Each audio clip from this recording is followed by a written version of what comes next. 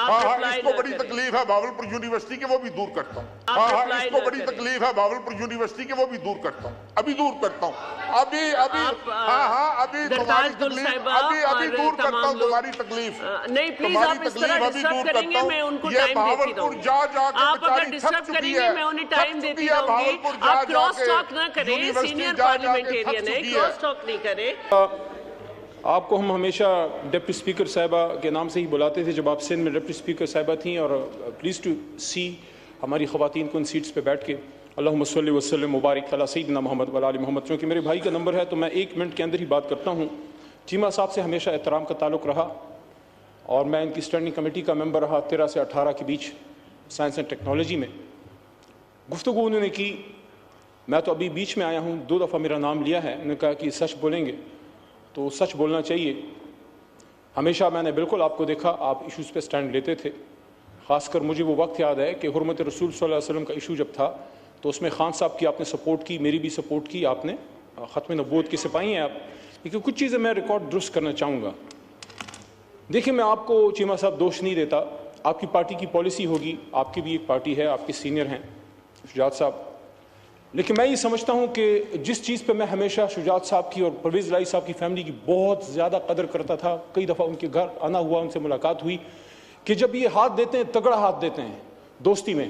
افسوس کہ سائفر والے معاملے پہ پتہ نہیں کہاں سے اشارہ آیا کہ آپ کو پیچھے ہٹنا پڑا، آپ کا طریقہ نہیں ہے، آپ کا طریقہ نہیں ہے۔ میں حیران ہوں، مجھے وہ جگہ یاد ہے جہاں میرا دوسرا بڑا بھائی مکسی صاحب بیٹھے ہیں، اور وہاں سے میرے بڑے بھائی چیمہ صاحب نے ایک سپیچ کی تھی، چیمہ صاحب آپ کو یاد ہوگا، اور میں اور مراد سعید ایک دوسرے کو دیکھ رہے تھے۔ اس دن چیمہ صاحب نے مراد اور میرے اور شہریار بھائی سے زیادہ خان صاحب کو سپورٹ کیا تھا، ڈیفینڈ کیا تھا۔ وہ سپیچ آج بھی ریکارڈ کا حصہ ہوگی۔ میری خواہش ہوگی کہ اس سکرین پہ وہ سپیچ جو چیمہ صاحب نے خان صاحب کی سپورٹ میں کی تھی، اور اس سکرین پہ وہ سپیچ جو آج خان صاحب کے خلاف کی ہے، دونوں چلائیں اور پھر فیصلہ آپ کریں کہ سچ کون بول رہا ہے۔ Thank you. اور آخری بات، چونکہ وقت بہت کم ہے، تو چیمہ صاحب نے کہا، پھر صد احترام، کیونکہ ذاتی تعلق تو ہے لیکن پارٹی پالیسی سے مجبور تھے، پتہ نہیں کدھر سے اشارہ آ جاتا ہے، یہ اشارہ نہیں تو پاکستان کے بیڑا غرق کیا ہے۔ اس لیے تو اس دن میں نے کہا کہ یہاں فیصلے کرو یار، ہماری لیڈرشپ ہے لیکن آپ بھی لیڈرز ہیں، ہم سب لوگ ہیں یہاں پہ آئے ہوئے ہیں، سچی حق کی بات کیا کریں۔ تو ڈپٹی تو آنریبل چیئر پرسن صاحبہ، آخری بات صرف 10-15 سیکنڈ، مجھے وہ وقت یاد آتا ہے، اور آج میں چیمہ صاحب سے ایکسپیکٹ کرتا ہوں، بڑے بھائی سے، کہ میں سچ بول رہا ہوں، آپ بھی بولیں، اگر اس بات میں جھوٹ ہے تو آپ مجھے کہیں، اللہ کے 100 ناموں کے نیچے ہیں، کہ عمران خان صاحب نے 17 ستمبر 2018 کو میں کابینہ کا حصہ بنا as a state minister, Shehryar بھائی پیچھے بیٹھے ہیں، زرتاج بھی بیٹھی ہیں ہماری بہن، وہ بھی اس کابینہ کا حصہ تھی، وہ میرے تھوڑے بعد کابینہ کا حصہ بنی۔ آنریبل چیئر پرسن صاحبہ، عمران خان صاحب کی یہ آخری بات بتا کے پھر میں بیٹھتا ہوں۔ میٹنگ ختم ہوئی، ایجنڈا کلیئر ہوا، خان صاحب نے اعظم خان صاحب سے پوچھا، جو PS2 پرائم منسٹر تھے، SPM، کہ اعظم صاحب کیا ایجنڈا کلیئر ہو گیا ہے؟ انہوں نے کہا جی سارا کچھ کلیئر ہو گیا ہے۔ پھر انہوں نے کہا کہ تمام سرکاری لوگ ایوان سے، ہاؤس سے چلے جائیں، میں نے اپنے وزیروں سے کچھ بات کرنی ہے۔ اور جب وہ چلے گئے، دروازے بند ہوئے، صرف ہم رہ گئے اور خان صاحب رہ گئے۔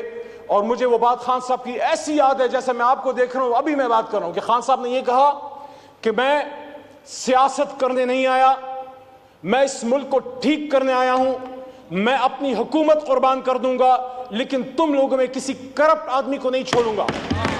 یہ عمران خان نے اپنی کابینہ کو کہا، اور جس شخص پھر کوئی الزام لگا اس کو ہٹایا، اور سب سے نزدیک ترین شخص جو ان کے کبھی بھی قریب، اس سے زیادہ قریب کوئی نہیں تھا، جہانگیر خان ترین کو انہوں نے پھر انہی ایشوز کی وجہ سے چینی کمیشن رپورٹ کی وجہ سے ہٹایا۔ آپ صرف اتنا بتا دیجئے، چیمہ صاحب سچ بولیے گا، کیا خان صاحب نے یہ بات کی تھی کہ نہیں کی تھی؟ بہت شکریہ۔ تشریف رکھیں۔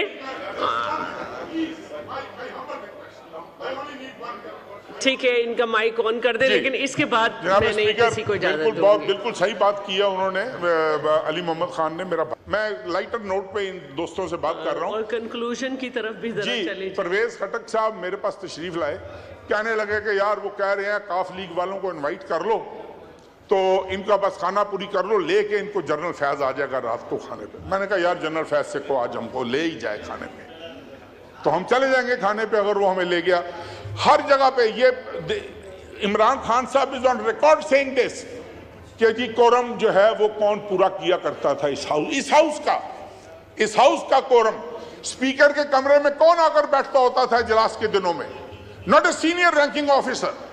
دے آل نو اٹ. اگر یہ مزید تفصیلات چاہتے ہیں تو مزید تفصیلات بھی میں ان کو دینے کو تیار ہوں. بات یہ ہے کہ اس ملک میں ہم بڑا کرٹیسائز کرتے ہیں, شہیدوں میں انگلی کٹوا کر شہیدوں میں نام لکھوانے کی کوشش کرتے ہیں کہ آج جی ہم نے سبق سیکھ لیا ہے, 10% غلطی ہماری ہے. میں نے کا الیکشن لڑ رہا تھا 2018 میں, میں حلفاً بتا رہا ہوں جناب اسپیکر آپ کو کہ میرے ایم پی ایز کو اٹھا کر پی ٹی آئی کی جیپوں میں پھینکا گیا تھا. کس نے پھینکا تھا؟ میں ان آفیسرز کے نام لے سکتا ہوں. میں I can name those officers. یہ آج کہہ رہے ہیں کہ ہماری 10% غلطی تھی, ان کی 100% غلطی تھی. یہ 100% ان بیساکھیوں پر اقتدار میں آئے تھے, اور یہ وجہ تھی کہ 3.5 سال ڈیلیور کرنے کی بجائے ایک ہیلتھ کارڈ کے علاوہ جس میں اتنا بڑا غبن ہوا کہ آج اس کی انکوائریز ہو رہی ہیں, اس کے علاوہ مجھے یہ ایک کام بتا دیں جو انہوں نے اس ملک کے عوام کی بہتری کے لیے کیا ہو, ہم ان کو شاباش دیں گے. جی جناب اسپیکر کنکلوڈ کر لیں, لاسٹ منٹ ہے آپ کا, لاسٹ منٹ ہے. جی اسی لیے چھوڑ گئے تھے نا آپ کو بھائی, اسی لیے چھوڑ گئے تھے, اس طرح نہیں کریں. اور جناب اسپیکر آپ پلیز تشریف رکھیں. آپ مجھ سے مسلسل ٹائم مانگ رہے ہیں کہ آپ کو ڈرون حملے پہ کرنا ہے, لیکن آپ خود ڈرون حملے کر رہے ہیں اسمبلی میں. تشریف رکھیں. جناب اسپیکر ایک اور میں اپنے اس فاضل دوست کی بس آپ یہ لاسٹ ہے آپ کا, آپ کا ٹائم یہ خود بڑھا رہے ہیں. جی اس فاضل دوست کی خدمت میں عرض کر دوں کہ I was the only minister who resigned, اور میں نے ریزائن کر کے ان کو چھوڑا تھا. اور میں یہ بتانا چاہتا ہوں, یہ علی محمد خان میرا بھائی آ گیا ہے, مجھے وشواس ہے اس پر کہ یہ جھوٹ نہیں بولتا. میں کہتا ہوں کہ یہ جھوٹ نہیں بولتا. اس سے پوچھو کہ ہر کیبنٹ میٹنگ میں میں نے آواز اٹھائی ہے کہ نہیں اٹھائی. اس کو ادھر اپنے یہ بائک پہ کھڑا ہو کر اس بات کی گواہی دے دے کہ ہر کیبنٹ میٹنگ میں I used to raise my voice. یہ تو بیچارے کسی نہ 3 میں نہ 13 میں وہ جو بول رہا ہے, یہ تو بیچارہ سارا دن فائلیں اٹھا کے پھر رہا ہوتا تھا دفتروں میں. Anyway, let me come back to I'll only take 2 minutes for the... اب آپ کنکلوڈ کر لیں. جی I will only take 2 minutes for the presidential speech. نہیں, 1 منٹ. جی میں سمجھتا ہوں کہ پریزیڈنٹ صاحب نے, چاہے وہ ہیلتھ سیکٹر ہو, چاہے وہ ایجوکیشن سیکٹر ہو, جناب اسپیکر, جناب اسپیکر, میں یہ کہوں گا, مجھے نہیں پتا, یہ پیپلز پارٹی والے اپنے آپ کو خود ڈیفینڈ کریں گے. کچھ کام انسان ایسے کرتا ہے جو اس کی بخشش کا باعث بن جاتے ہیں. میرا ذاتی تجربہ ہے کہ جو گمپٹ میں ان کا انسٹیٹیوٹ ہے, وہ جو انہوں نے بنایا ہے, اور واقعی میں ایک اپنے عزیز ترین دوست, بھائیوں جیسا میرا دوست تھا, اس کی وائف کو اس کا لیور ٹرانسپلانٹ ہونا تھا. ہم وہاں پر گئے. جناب اسپیکر یقین کریں, 1 روپے کی میڈیسن نہیں خریدنی پڑی, اس کا ٹرانسپلانٹ ہوا, اور وہ آج بھی ہنسی خوشی زندہ ہے. کوئی اس طرح کی مثال. میں نہیں کہتا کہ یہ سارے کام پیپلز پارٹی نے اچھے کیے ہوں گے, انتہائی غلط کام کیے ہوں گے, انتہائی برے کام کیے ہوں گے, لیکن کوئی نہ کوئی کام جو ہے وہ اس طرح کا ضرور اللہ کی ذات لے لیتی ہے, جس سے اللہ کی ذات کو بہانہ ملے کہ میں اس کی بخشش کر سکوں, میں ان لوگوں کو معاف کر سکوں, ان لوگوں کی مغفرت کر سکوں. تو میں سمجھتا ہوں کہ ہیلتھ سیکٹر ہو, ایجوکیشن سیکٹر ہو, ان دونوں سیکٹرز میں کوشش کرنی چاہیے. پریزیڈنٹ صاحب کی بڑی اچھی تجویز ہے کہ اس ملک میں